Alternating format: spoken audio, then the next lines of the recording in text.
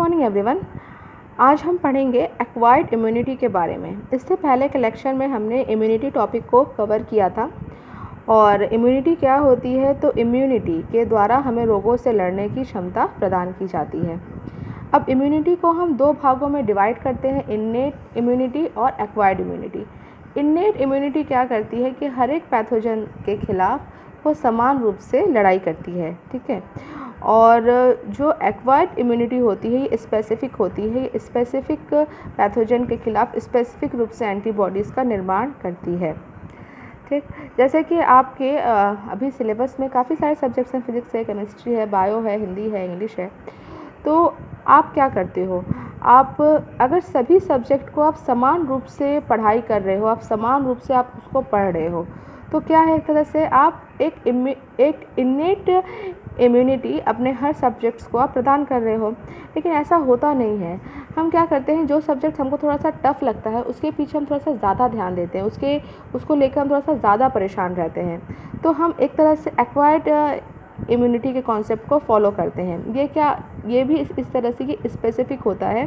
That means जो भी कुछ टफ़ कोई सब्जेक्ट है ना, तो टफ़ सब्जेक्ट के लिए हमारी जो स्ट्रेटजी होती है उसको पढ़ने की, वो भी थोड़ी सी डिफरेंट होती है। हम उसके पीछे थोड़ा सा ज़्यादा मेहनत करते हैं। तो अगर हमारे बॉडी में कोई स्पेसिफिक पैथोजन आ गया, तो एक्वायर्ड इम्यूनिटी के द्वारा क्या किया जाएगा, स्पेसिफिक एंटीबॉडी का निर्माण किया जाएगा, ठीक है। अब आगे हम पढ़ते हैं एक्वायर्ड इम्यूनिटी के बारे में पूरा। एक्वायर्ड इम्यूनिटी जो होता है, अब ये भी दो प्रकार के होते हैं, ह्यूमरल इम्यूनिटी रिस्पॉन्स और दूसरा है सेल मीडिएटेड इम्यूनिटी, ठीक है। जो ह्यूमरल इम्यूनिटी जो है ये हमें प्रोवाइड किया जाता है बी सेल्स के द्वारा, ठीक है। बी सेल्स का फुल फॉर्म क्या है, बोन मैरो रिलेटेड सेल। और जो सेल मीडिएटेड जो इम्यूनिटी होती है वो टी सेल के द्वारा प्रदान किए जाते हैं, मतलब थाइमस रिलेटेड सेल के द्वारा, ठीक है। ये टी सेल के द्वारा क्या किया जाता है, ग्राफ्ट रिजेक्शन। ये भी क्या होता है मैं आपको बताऊंगी आगे। तो सेल मीडिएटेड इम्यूनिटी अर्थात ये जो टी सेल होता है वो सेल्स को इम्यूनिटी प्रदान करने का काम करती है, ठीक है। हमारा जो शरीर है वो तो कोशिकाओं से मिलकर बना हुआ है ना, तो टी सेल क्या करेगी, सेल्स को इम्यूनिटी देने का काम करेगी, ठीक है। लेकिन जो बी सेल होगा, बी सेल क्या करेगी, अपनी एंटीबॉडीज़ को ह्यूमरल, हमने अभी आपको बताया था ना, बहुत ही जब इस चैप्टर का जब फर्स्ट लेक्चर था, तो ह्यूमरल में बहुत सारे बॉडी फ्लूइड्स आते हैं, जैसे ब्लड हो गया, एंजाइम हो गया, तो ये अपने एंटीबॉडीज़ को ब्लड में रिलीज़ कर देती है। लेकिन सेल मीडिएटेड मतलब इसके द्वारा जो भी आपके एंटीबॉडीज़ तैयार किए जाते हैं वो सेल्स को एक तरह से प्रोटेक्शन देने का काम करते हैं। तो इन दोनों में डिफरेंस समझ में आया होगा आपको। आइए अब हम कुछ पढ़ते हैं कि हमारी बॉडी में कौन कौन से एंटीबॉडीज़ पाए जाते हैं जो कि एक्चुअल में एक्वायर्ड इम्यूनिटी का पार्ट हैं। Different types of antibodies are produce in our body, ठीक है। ये एक्वायर्ड इम्यूनिटी के ज़रिए हमारे बॉडी में इनका विकास हुआ है। इसमें पहले है IgA, IgM, IgE, IgG, ठीक है। इसमें सबसे पहले मैं इसको बता दूँ ये है क्या। तो IG मतलब कैपिटल I और स्मॉल g का मतलब होता है इम्यूनोग्लोब्यूलिन, ठीक है। लिख लेना कॉपी में आप अपने, इम्यूनोग्लोब्यूलिन, ठीक है। क्योंकि ये जो एंटीबॉडीज़ होते हैं ये टोटली प्रोटीन्स के बने हुए होते हैं। तो अब IgA अर्थात इम्यूनोग्लोब्यूलिन A एक प्रकार का एंटीबॉडी है जो कि हमें कहाँ से प्राप्त होता है, हमें प्राप्त होता है कोलेस्ट्रम के द्वारा। कोलेस्ट्रम क्या होता है, जब भी किसी न्यूबॉर्न बेबी का उसका जब बर्थ होता है ना, तो हमेशा टीवी में भी दिखाया जाता है, या आपने सुना होगा कि उसको माता का जो फर्स्ट मतलब मदर का जो फर्स्ट मिल्क होता है, येलोइश कलर का जो मिल्क होता है, उसमें कोलेस्ट्रम पाया जाता है। तो उसके द्वारा क्या होता है, एक एक्वायर्ड इम्यूनिटी अर्थात IgA जो होता है वो बच्चों में चला जाता है, स्थानांतरित कर दिया जाता है। तो कोलेस्ट्रम में कौन सा एंटीबॉडी पाया जाता है, तो इम्यूनोग्लोब्यूलिन A पाया जाता है। उसके बाद होता है IgM, ठीक है, अर्थात इसका मतलब है इम्यूनोग्लोब्यूलिन M, ठीक है। इसका मतलब है IgE, इम्यूनोग्लोब्यूलिन E जो होता है वो एलर्जी के खिलाफ हमें लड़ने में हमें सक्षम बनाता है। मतलब जैसे हमारी बॉडी में क्या होता है, कभी कभी किसी को धूल से एलर्जी होती है, कभी कभी किसी को किसी भी चीज़ से, किसी भी फ्रूट से एलर्जी हो सकती है। तो वो एलर्जी आती कहाँ से है, तो इसी की वजह से आती है IgE के कारण। ठीक है, अब नेक्स्ट है आपका IgG। ठीक है, ये IgG जो है, ये इम्यूनोग्लोबुलिन जी, ये हमें प्राप्त होता है, ये भी मदर के द्वारा ही हमारे बॉडी में आता है, प्लेजेंटा के ज़रिए। ठीक है, प्लेजेंटा के ज़रिए कोई भी बेबी अपने मदर से अटैच रहती है ना, तो प्लेजेंटा के ज़रिए ये एंटीबॉडी उसको प्रोवाइड करवा दिया जाता है। IgM क्या होता है, ये IgM जो है, ये एक तरह से एक पेंटामर के रूप में, मतलब सबसे बड़ी जो एंटीबॉडी होती है ना, ये IgM को ही बोला जाता है। ठीक, तो ये एंटीबॉडीज़ जो मैंने आपको कुछ बताया, ये एक तरह से एक्वायर्ड इम्यूनिटी का पार्ट है। ये हमारी बॉडी में शुरू से नहीं होता है, ये हमारे बॉडी में बाद में बनते हैं वातावरणीय परिस्थितियों को देखते हुए। ठीक है,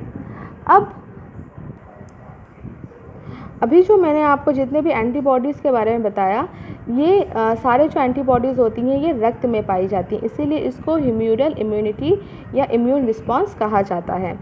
this is one of the 2 types of our acquired immunity response, antibody mediated. मतलब अभी जो मैंने आपको 2 तरह की एक्वायर्ड इम्यूनिटी के बारे में बताया था ना, ह्यूमरल इम्यूनिटी और सेल मीडिएटेड इम्यूनिटी, तो उसमें से ये क्या है, ये सारे जो एंटीबॉडीज़ हैं, चूँकि ये ब्लड में पाए जा रहे हैं, तो ये ह्यूमरल इम्यूनिटी का पार्ट है। ठीक है, यह 2 प्रकार की प्रति जो मैंने अभी आपको बताया, वही चीज़ें यहाँ पे लिखा हुआ है। दूसरे प्रकार के अनुक्रिया, मतलब अब हम बात करते हैं सेल मीडिएटेड इम्यून रिस्पॉन्स की और सेल मीडिएटेड इम्यूनिटी की, जिसको हम CMI शॉर्ट में बोलते हैं, कहलाती है। ये क्या होता है, T लिम्फोसाइट।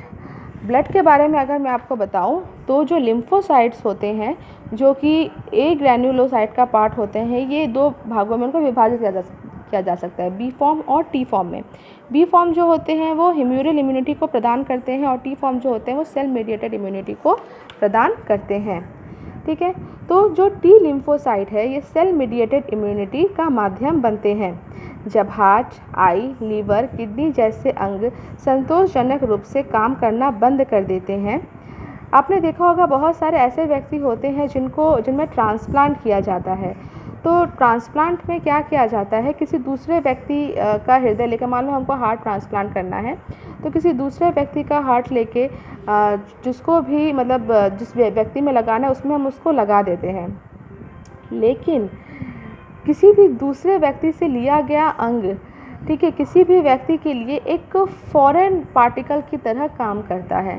दैट मीन्स हमारी बॉडी किसी भी दूसरे के अंग को, जिस तरह से कोई भी दूसरे पैथोजन को वो एक्सेप्ट नहीं करती है, उसी तरह से किसी दूसरे के अंग को भी हमारी बॉडी एक्सेप्ट नहीं करती है।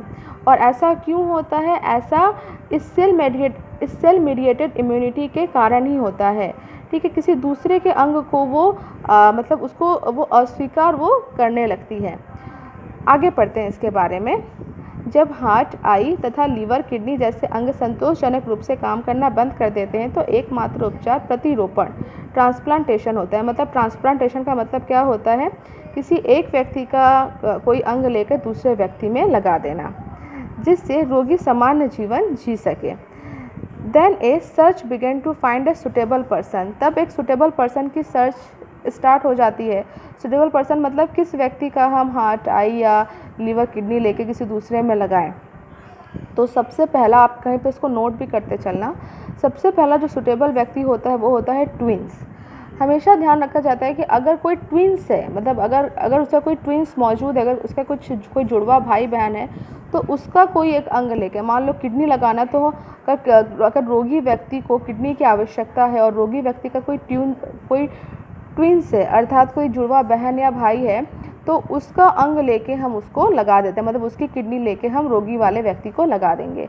अगर ट्विंस नहीं है लेकिन कोई भाई बहन है, ठीक है, तो हम फिर भाई बहन की किडनी को ज़्यादा प्रेफर करते हैं। अगर भाई बहन भी नहीं है तो फिर हम उसके जो भी फैमिली मेम्बर्स में जो उसके मम्मी पापा होंगे उसको प्रेफर करेंगे। अगर वो भी पॉसिबल नहीं है तो फिर हम बहुत ही क्लोज रिलेशन में से किसी को लेते हैं। और हम ये सब करते क्यों हैं? ताकि रिजेक्शन ना हो, ठीक है। रिजेक्शन होने लगता है, मतलब हम किसी दूसरे व्यक्ति से लेकर किसी दूसरे व्यक्ति को अंग लगाते तो हैं, लेकिन वो दूसरा अंग रोगी के शरीर में आके एक फॉरेन पार्टिकल की तरह बिहेव करने लगता है, और उसी के खिलाफ बॉडी में एंटीबॉडीज़ का निर्माण होने लगता है, जिससे कि क्या होता है, वह अंग भी जो कि दूसरे व्यक्ति से लिया गया है काम करना बंद कर देता है। तो क्या होता है, जब भी ट्रांसप्लांटेशन की आवश्यकता महसूस होती है तो क्या किया जाता है, एक सुटेबल डोनर को तलाशा जाता है। तो मैंने अभी क्या क्या सुटेबल पर्सन का नाम लिया। अगर ट्विंस है तो बहुत ही अच्छा है, ट्विंस नहीं है तो भाई बहन, नहीं तो माता पिता, और वो भी पॉसिबल नहीं है तो कोई क्लोज रिलेटिव होना चाहिए। और अगर कोई क्लोज रिलेटिव भी नहीं है तो सेम फिर ब्लड ग्रुप का देखा जाता है। ब्लड ग्रुप तो सब में सेम होना चाहिए, लेकिन फिर देखा जाता है कि अगर कोई सेम ब्लड ग्रुप का मिल जाता है तो भी उसको लगाया जा सकता है, लेकिन रिजेक्शन के चांसेस बने रहते हैं।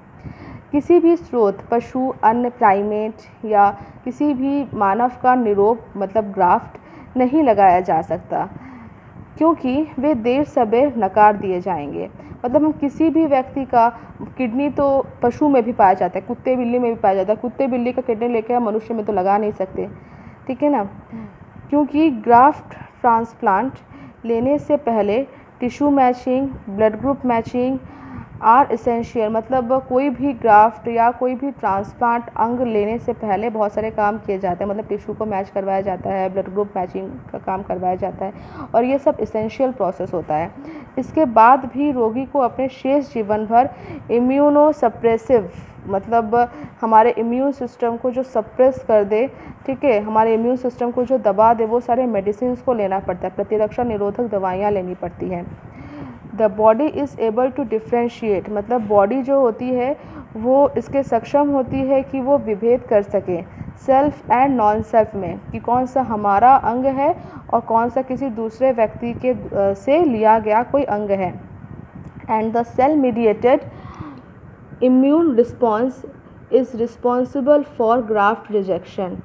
मतलब अब आपको समझ में आया होगा कि सेल मीडिएटेड जो ये इम्यूनिटी होती है वही ग्राफ्ट रिजेक्शन को मतलब ग्राफ्ट रिजेक्शन के लिए रिस्पॉन्सिबल होती है। मैंने मान लो कि ग्राफ्ट रिजेक्शन मतलब होता है क्या, किसी दूसरे व्यक्ति का कोई अंग लेके किसी रोगी व्यक्ति में लगा देना, तो उससे क्या हो सकता है, ग्राफ्ट रिजेक्शन के चांसेस रहते हैं। मतलब बॉडी क्या करती है, सेल्फ और नॉन सेल्फ में पहचान कर सकती है। तो अगर पहचान गई कि ये हमारे बॉडी का पार्ट नहीं है तो उसको वो रिजेक्ट कर देगी। मतलब जो लगाया गया भी अंग है उसको वो रिजेक्ट कर देगी, जिससे वो भी काम करना बंद कर देगा। तो इसके लिए क्या करना पड़ता है, इसके लिए इम्यूनोसप्रेसिव कुछ मेडिसिन आती हैं, उसको देना पड़ता है, ताकि जो सेल मीडिएटेड इम्यूनिटी है वो स्लो पड़ जाए, वो अच्छे से काम ना करे, ठीक है। तो व्यक्ति को जीवन भर कुछ मेडिसिन को लेना पड़ता है, जीवन भर, लाइफ टाइम उसको मेडिसिन को लेना पड़ता है। तो ये आपको अब समझ में आया होगा, काफ़ी इंटरेस्टिंग टॉपिक था। एक्वायर्ड इम्यूनिटी के अंतर्गत एंटीबॉडी का स्ट्रक्चर देख लेते हैं कि एंटीबॉडी का स्ट्रक्चर क्या होता है। यह आपके सामने जो मैंने बनाया हुआ है ये एंटीबॉडी का डायग्राम है। इसमें मैंने आपको बताया था कि एंटीबॉडी का जो फॉर्मूला होता है वो होता है H2L2, ठीक है ना। एंटीबॉडी का फॉर्मूला क्या होता है, H2 और L2। इसमें क्या होते हैं, दो लाइट चेन होती हैं। ये जो है ना, ये आपकी क्या है, लाइट चेन है। यहाँ पर भी क्या है, ये लाइट चेन है, ठीक है। इसमें दो लाइट चेन होती हैं और दो हेवी चेन होती हैं। ये क्या है, ये एक हेवी चेन है, एक हेवी चेन ये और एक हेवी चेन ये, ठीक है। दो इसमें लाइट चेन होती है और दो इसमें हेवी चेन होती है। और इसका जो टर्मिनल पॉइंट होता है ना, वहाँ पे N उपस्थित रहता है। N जो होता है यहाँ पर उपस्थित रहता है और एक N यहाँ पर उपस्थित रहता है। कार्बन जो होता है वो इसका नीचे उपस्थित रहता है। और ये क्या होती है, ये जो एंटीबॉडी होती है वो जो एंटीबॉडी जो होती है वो सल्फ़र कंटेनिंग अमीनो एसिड से बनी हुई होती हैं। ये याद रखना, सल्फ़र कंटेनिंग अमीनो एसिड का नाम है मेथियोनिन, सिस्टीन, ठीक है। तो यह सब आप पढ़ोगे अभी आगे। तो जो ये एंटीबॉडीज़ होती हैं वो सल्फ़र कंटेनिंग अमीनो एसिड से बनी हुई होती हैं।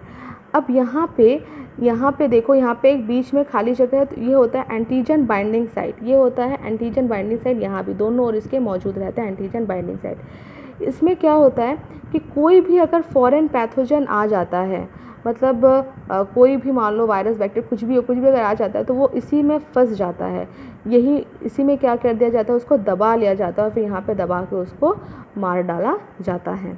तो ये है एंटीबॉडी का फिगर। अब यहाँ पे मतलब NC का मतलब आपको समझ में शायद नहीं आ रहा होगा, तो मैं एक बार थोड़ा सा रिवाइज़ करो कि अमीनो एसिड का फॉर्मूला क्या होता है। यहाँ पे होता है COOH, ठीक है, यहाँ पे एक होता है H, यहाँ पे एक होता है एल्किल ग्रुप जुड़ा होता है और यहाँ पे होता है NH2 ग्रुप, ठीक है, NH2 मतलब अमीनो ग्रुप आपका जुड़ा होता है। तो यहाँ पे जो N है, यही जो N है ना, यही आपका N टर्मिनल पोजीशन पे उपस्थित रहता है। ये वाला जो C है कार्बोक्सिलिक एसिड का, ये C आपका नीचे उपस्थित रहता है। तो आई होप आपको ये पूरा आज का लेक्चर समझ में आया होगा। अगर समझ में आया होगा तो ज़रूर मुझे बताना कि हाँ मुझे अच्छे से क्लियर हो गया, और अगर कुछ डाउट्स हैं तो उस डाउट्स को भी आप क्लियर कर सकते हो। और प्लीज़ जिस दिन मैं जो वीडियो देती हूँ ना, उसी दिन देखने का आप कोशिश करो, क्योंकि अगर मैं आपके लिए वीडियो बना सकती हूँ, नोट्स बना सकती हूँ, तो आप उसको देख तो सकते ही हो। ठीक है, तो फिर आज के लिए इतना ही। Thank you.